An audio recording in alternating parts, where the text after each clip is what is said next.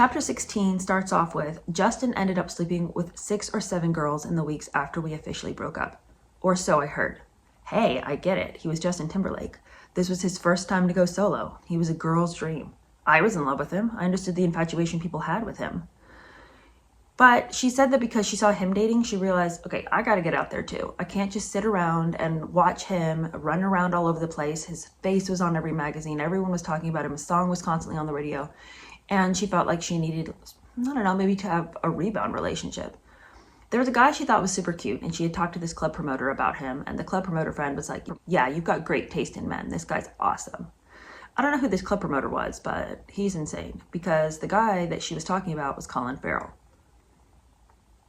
Okay, I mean, I'm not saying that he isn't, you know, I could see how a person could be like physically attracted to him, but like a great guy, I don't know if anybody would look to him and be like, that is the future father of my children, you know.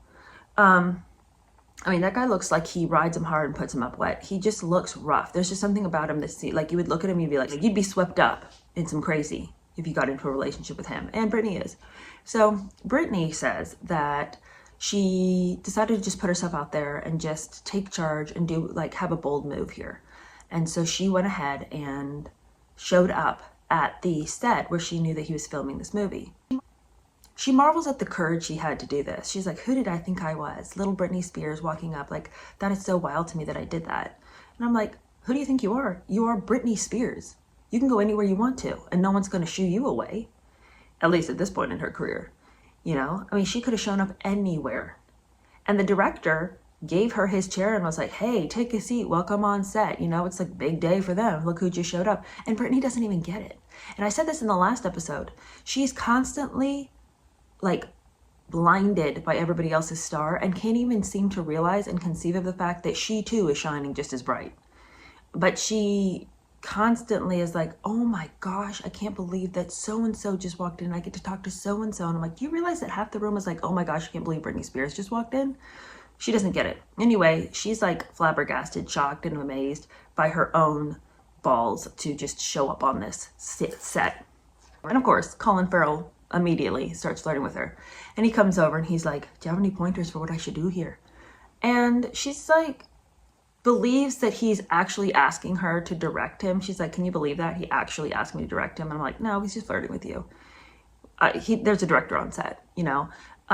But she says that they ended up, in her words, having a 2-week brawl. And brawl is the only word for it. We were all over each other, grappling so passionately it was like we were in a street fight. Kind of sounds scary. She said in the course of things together, he invited her to go to this premiere with him for the movie The Recruit that he was in with Al Pacino. She was so flattered he would ask her. I mean, oh my gosh, Colin Farrell, this absolute nobody of an actor, is asking Britney Spears to go out, but she's over there flabbergasted, amazed, and shocked that he would ask her to go with him. I'm like, the poor guy's trying to get a career. Of course he's going to ask you. But again, she degrades herself in this moment because she says that she looks back at pictures of her at that premiere and she says she wore this pajama top.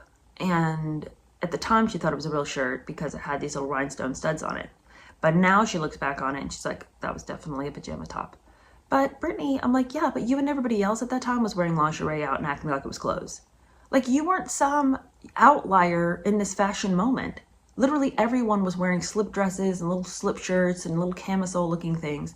I look back on that picture and I'm like, okay, not a great look, but also everybody else looked like trash in the early 2000s. Worst fashion era of all time. So I don't know why she puts herself down like this. And also, like, later on, I mean, I'm going to be talking about that Diane Sawyer interview so much, but later on, when she talks to Diane Sawyer's like, so, do you have anything to say about why you look so bad all the time? Why your clothes are always so whack? You really seem to struggle to dress yourself. It's the meanest interview I've ever seen. And she comes with evidence and she's like, what do you have to say about this outfit? What do you have to say about this outfit? And what I say to you, Diane Sawyer, is, what do you think about everybody's clothes right now? Nobody looked good, you know? Why were they coming down so hard on Britney? Can we scan over to Christina Aguilera, who looks like she takes a bath in gasoline? Yet Britney is the one that was constantly catching heat for everything. Anyway, I just really hate the fact that she goes so hard on herself about this pajama top. Like, oh, I'm so stupid for wearing that. Yeah, well, I'm sure everybody else was also in their little pieces of lingerie, try to call it clothes. Okay, well, she said that she tried to play it cool in that relationship and tell herself it was just for fun. But in her heart of hearts, she did sort of think maybe it would go somewhere. Maybe, you know. And I think that's sort of the way she approached all relationships. I mean, yeah, let's just have a lot of fun, but like maybe this is the one. Because the reality is she did want to get married. She wanted to get married and have kids. Remember when she was 19 years old and got pregnant with Justin? She definitely didn't look at that as though it was a tragedy. You know, she wasn't scared by that. And so dating for fun is, I don't really think, a concept in her mind. And I don't blame her for that. Like, I got married when I was really young. I was 22, and I've never been more grateful for it. I didn't have to run around trying to figure out who Mr. Right was and like all this dating. I didn't have to like do the dating apps and all this. Sounds like a nightmare out there. And so I don't blame her for wanting to get married young and have a family and just create some kind of stability. Because part of me thinks that one of the reasons she wanted a family was because hers was so jacked up, and then she'd like immediately entered the world of fame and she'd done all that and, you know, becomes a real somebody. What else is there left to do? Create a cozy home, try it for yourself. Your parents failed, but maybe you can do better. Maybe you can create the life you never had. I think that's what she always wanted, was to create some kind of normalcy. And I said this in the first episode when we talked about how frequently she would go back to Louisiana even though her star was rising, and kept hoping that that could be home base, that there could be, that there was a possibility that you could be super famous and then go home and it could just be like it always was. Well, that's not possible, but maybe now if she can get married and have kids, maybe that could be normalcy. Well, it definitely wasn't with Colin Farrell, I'll say that much. Now, she talks about how much she struggled with social anxiety and that it had really begun to mount. And I don't blame her because, you know, there's a lot of people who struggle with social anxiety for a variety of reasons. But Britney's sense that going into any kind of conversation was going to turn out to be a mortifying experience for her had been solidified enough times that it's not just an anxiety, a baseless anxiety. Enough times she has been exposed. She's had conversations with people and they've used it against her, or she's done something and all the magazines are talking about it, or she's done nothing and all the magazines are talking about it. So she was beginning to struggle with debilitating social anxiety, and she just was beginning to really lose any joy in any amount, any group of people. She could go on stage and perform for thousands, but when it came to going backstage and talking to one or two people, like, terrifying, mortifying. She just felt so certain that she was going to do or say something that was going to embarrass herself, and she just wanted to escape, go to the bathroom, and sneak out of that place. And people were like, that's so weird, Britney, that you can perform for thousands, but you can't seem to talk to people. It's not weird at all. She had a personality that she hid behind when she was on stage. She didn't have to be her. And what anybody wanted to judge that she did on stage, they're not really judging her. They're judging that character she plays. And so whatever, you know. But she says that at that time, the other thing that was just crushing was that Justin was getting so much positive publicity, and he was on the cover of all the magazines. And he was on covers of magazines, and Christina Aguilera was on covers of magazines. And she says that there was one cover that they were on together in Rolling Stone. He's in this black tank top. He's like staring at her directly with sexy eyes, and she's staring right at the camera. I cannot even understand what that look was she was going with.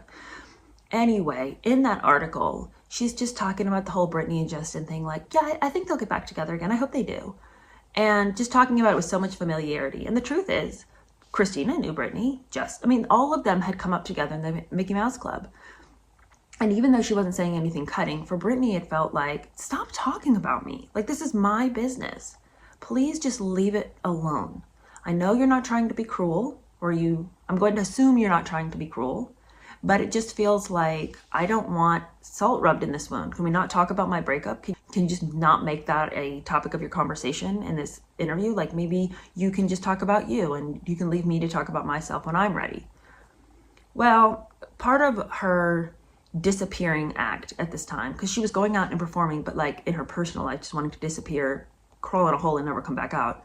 She'd gotten an apartment in New York City. It was this incredible 4-story apartment that used to belong to Cher. It had this terrace that you know looked over the city. You could see the Empire State Building. It had this fireplace. It was super, super fancy. But she says that she never went out of the place. She holed up in there and she just never darkened the doorstep if she could help it. She said something happened to her though at this time when she had that apartment that felt like a picture of her whole life at that time. She said, at one point I realized I had somehow lost the key to the apartment. I was arguably the biggest star on earth, and I didn't even have a key to my own apartment. What an idiot.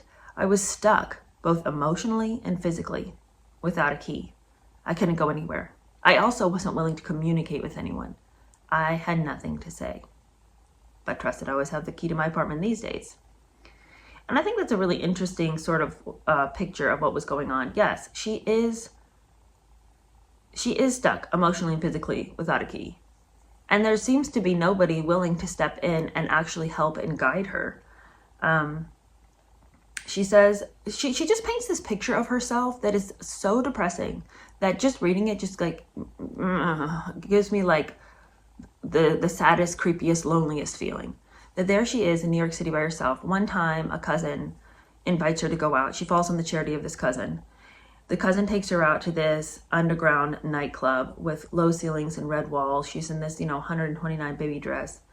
She's got high heels on. And, she ends up smoking pot at the party. And, she never smoked weed before in her life. And so she's just sort of like woozy, and she ends up leaving the party and walking home by herself, breaks a heel on the way home, staggers home, then goes out to the terrace and just looks at the stars for hours and hours by herself. And it's like this picture of somebody who's just eating takeout for every meal, going to underground clubs with a cousin, the biggest star on earth. And she just seems to have nothing to come home to, nothing to look forward to, no friends, no social community, just kind of meandering in and out of her own life. Gosh, that sounds so depressing. Well, who should decide to prey on her in her time of need but Madonna comes swooping in all of her glory. And this is what I think about Madonna. I think Madonna is an incredibly jealous person. I think that she sees young people coming up and having a rise in popularity where she once was the reigning queen. And I think she wanted to come and let Britney know, I'm still the queen around here. You might be the, latest young thing, but I'm here and look at all my star power. Look at who I am. I can't figure out why she showed up other than just to have a power play in the world of pop entertainment. So she comes to Britney's house, and immediately Britney says she walks into the room, and of course, Madonna owned the room. She says, I remember thinking, it's Madonna's room now. Madonna walks into Britney's house and has such a vibe about her that she takes over the place. And she marches over to the window and is like, quite a view you have here. And Britney's like, yeah, I guess it's okay. And, Madonna acts in some ways like she's sort of here to be sort of this like older maternal presence who can help guide her through life and give her some pointers about how to make this a successful venture. But what it really feels like to me is just her letting Britney know her place in the hierarchy of pop stars. She said that, Britney gives her all this credit and is like, yeah, I think she probably had some intuitive sense what I was going through, and I needed a little guidance at the time, and that I was confused about my life, and she tried to mentor me. But it's interesting that Britney would say she tried to mentor me, not that she was a mentor to me, because it just seems like a really unsuccessful partnership here.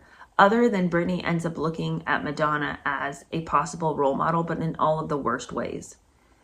Also, at one point, Madonna did a red string ceremony with Britney to initiate her into Kabbalah, and she gave Britney a trunk of Zohar books to pray with.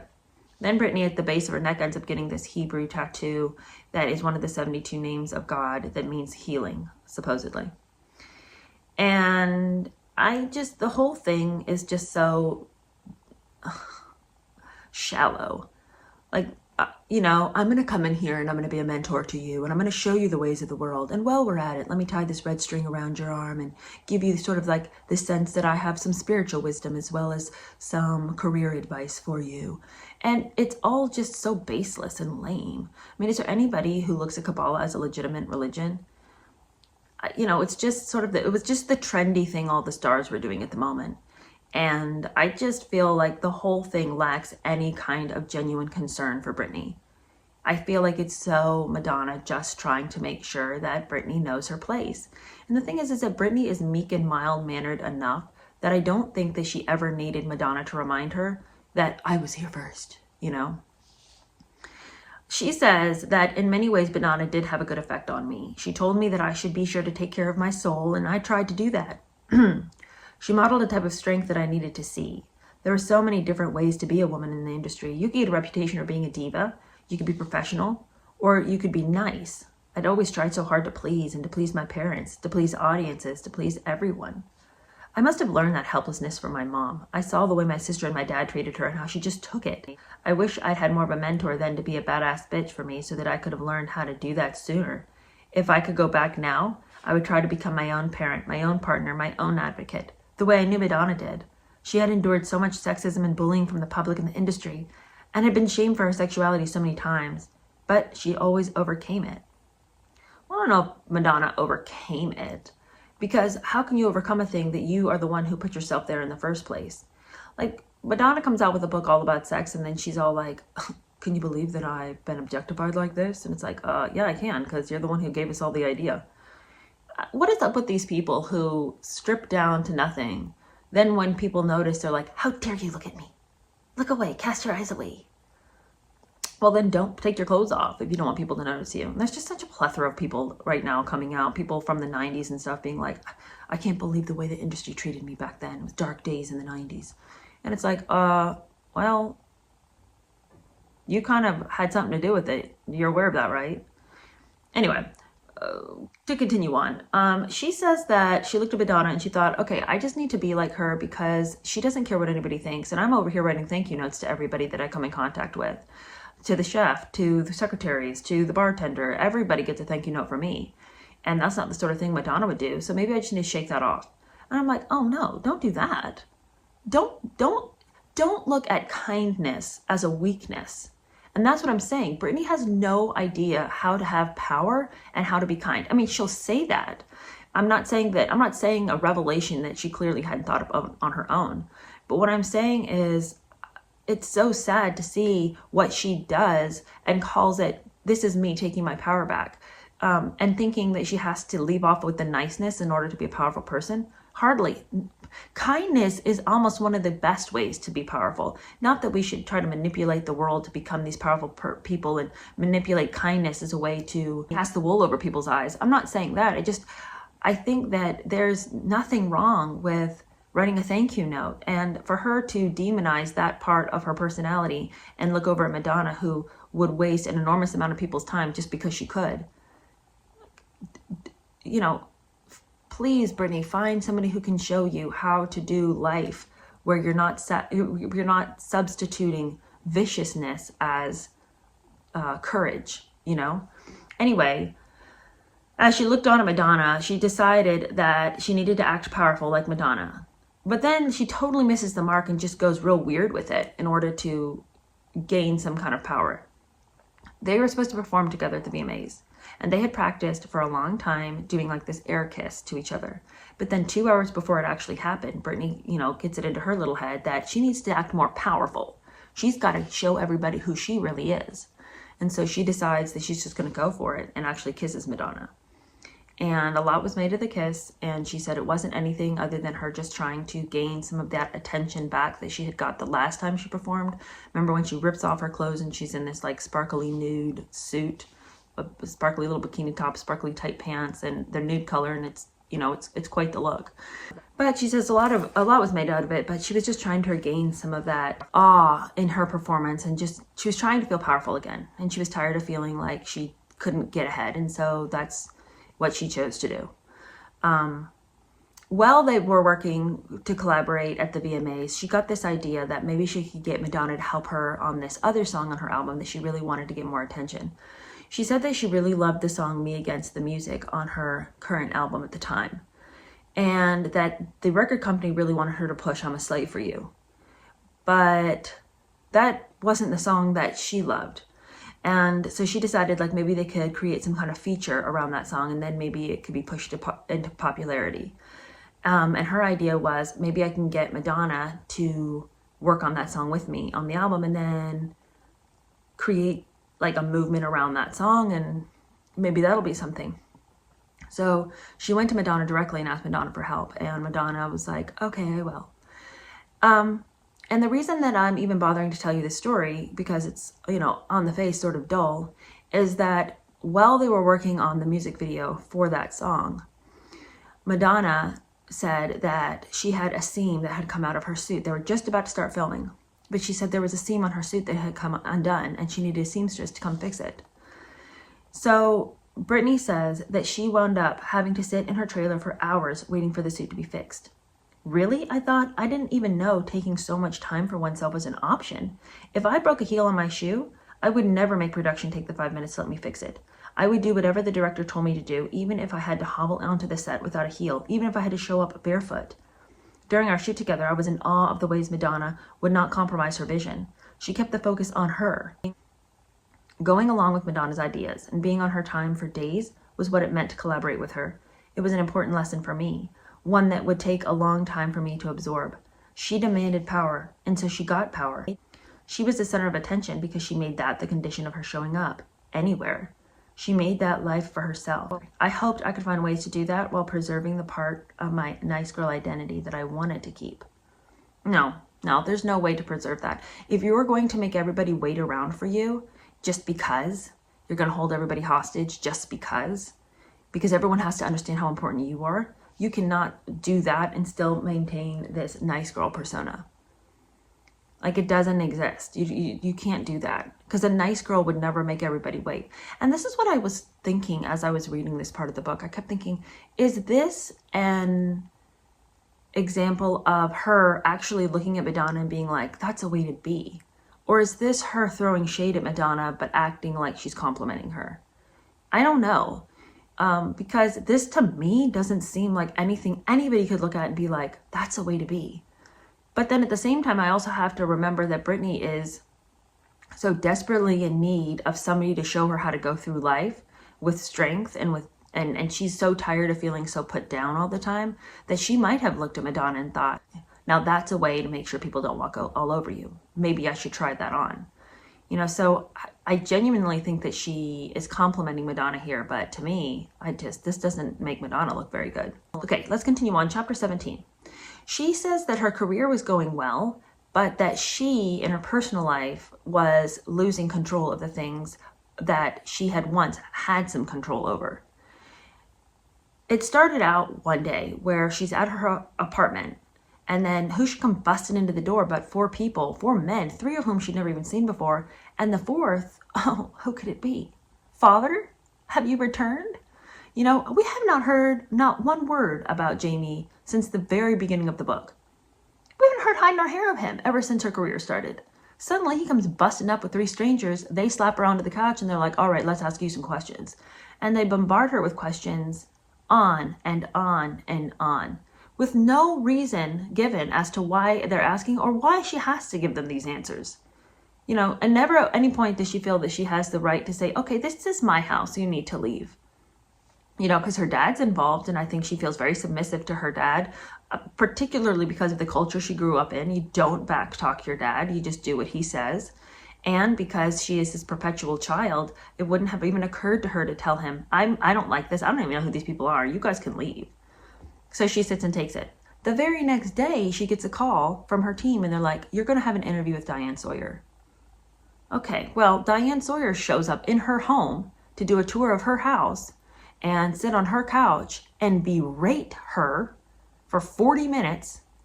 And she wasn't given any preparation about what the questions were going to be. It is one of the meanest interviews I've ever seen in my life. I had not recalled ever seeing it at the time when it aired. And so rewatching it now in its entirety after I had read this chapter, I was blown away. Like, I want to do an episode just on that interview, just because it was so wrong. And here's the thing, there's a lot of people who say journalism is terrible right now. You know, you can't trust journalists. They're just terrible. And by and large, I would say, wow, we have really lost a skill in, digging for a story and giving people objective journalism. But what Diane Sawyer was not like some kind of old school journalism that was just real hard hitting and people aren't willing to do that and everybody's softballing all the celebrities all the time and giving them all the easy questions. What she did was targeted, attacking and bullying. And none of those questions were asked with any genuine desire to get an answer. All of those questions were asked, and Diane Sawyer thought she already knew the answer. She just wanted to expose Britney as some kind of twisted, messed up, stupid young thing. And I don't know why anybody would want to do that. Like, why would you want to just set somebody up to look like a fool? You know, and it's not, and especially like, it's not like Britney had ever done anything to Diane Sawyer. It's so weird. It's like Diane Sawyer went in already angry about some kind of previous beef that they'd had, which they hadn't. But that's how mean it seems. It just seems like she wants to make Britney look stupid. And she comes with evidence. And some of the questions she asked were wild. It was like, so Britney, if I looked in your fridge right now, would I find hot dogs and mayonnaise? And Britney's like, yeah, and Pop-Tarts. You know, it's like she's so gracious in that entire interview. She never seems to get, she never gets sassy. She never gets bitchy. Even though it's like the whole time you're like, rise up, Britney, this lady's crazy. But she's so gracious, and she comes off very well in that interview, whereas Diane Sawyer just looks like she's just this hammer, just hammering Britney for no conceivable reason. I'm not against an interviewer asking some tough questions. If a celebrity agrees to an interview, although I would say that arguably, I don't really feel like Britney got a choice here, but say like that, you know, if a celebrity agrees to an interview, okay, ask them some hard questions. That's one of everybody's big grievances when Oprah sat down with Harry and Meghan and didn't ask them anything hard. You know, she just sat there and sympathized with everything. Well, that's not what you want either. But so you don't want that, but you also don't just want the interviewer to seem like this horrific bully. You know, what about these clothes you wore? You know, does anybody ever help you with any of your outfits? Are you ashamed of this? Is there nothing you're ashamed of? Britney's like, no, I feel pretty good about everything I've done. And Diane Sawyer's like, what about this? And she picks up, you know, she pulls out this picture of Britney in panties and like, you know, some pearls or something. And, you know, what about this? Can you stand behind this? And, you know, just continually, you're just like, whoa, like back off. Like, why are you so mean? But the worst thing that happened in that interview was when she said to Britney, well, have you heard that the wife of the New Jersey governor said that she wishes she could shoot you? What do you think about that? Britney's like, whoa, that's really mean. And Diane Sawyer's like, yeah, but you know why she said that? It's because you're such a bad role model. And it just makes it hard for people because you're so out of control. And what are they supposed to do about their kids? So that's why she said she wanted to shoot you. And defends the woman's statement. And Britney's like, oh, it's still pretty bad. And Diane Sawyer's like, how else can people react to you? I mean, the whole thing is so condescending, so rude. And like I said, she came in not really caring what Britney's answers were. She just wanted to hurt Britney, and then asking like, so Justin keeps saying that you did something wrong. He's saying that you hurt him. Why did you hurt him? How did you hurt him? Like, it's none of your business, you old dried up lady. Like, what is wrong with you? Why are you being so hateful? For no reason. I wish she would have asked Britney some hard questions, but with grace and with a desire to hear what Britney's side actually was. Like, you know, if they're going to do the interview, okay, do the interview, but it felt like an ambush. It felt like she was coming in to shame Britney and to make Britney feel bad for everything she'd ever done. And, you know, I won't support everything Britney did. I think Britney was many times way over-sexualized. I think that she should have had more respect for herself than to constantly put herself in these situations in which she was just being objectified. I think that she was worth more than that, but I don't think she knew she was worth more than that. And is there going to ever be any comeuppance, any conversation with an industry that wants to put young 15-year-old girls out there like that? Britney, I heard it was your idea to put on that Catholic schoolgirl uniform and dance like that in your first video. Is that true? Why would you do that? Why was the industry letting her do that if it's such a horrible thing? Why were they letting the 15-year-old make the decisions? Is anybody going to ask Diane Sawyer that? No. It's just the grossest interview, and I would love for Diane Sawyer to come out and defend herself and explain to us why she thought that that was an appropriate way to be. All right, so that was the interview, and of course it left Britney feeling so defeated and vulnerable. She says, the interview was a breaking point for me internally. A switch had been flipped. I felt something dark come over my body. I felt myself turning almost like a werewolf into a bad person. I honestly feel that moment in my life should have been a time for growing and not sharing everything with the world. It would have been the better way to heal, but I had no choice. It seemed like nobody really cared how I felt. So the floundering continues, right? So she comes off of that interview where she was just publicly humiliated. One point she starts crying, asks them to turn off the camera. they turn it off, but not before they get, you know, the shot of her face crumpling in tears. Yeah, it was a weird time. Ew, I'm embarrassed. Can we stop this? And I'm sure she wasn't crying just because they were talking about Justin. I mean, I'm sure she was crying because she felt attacked that entire interview.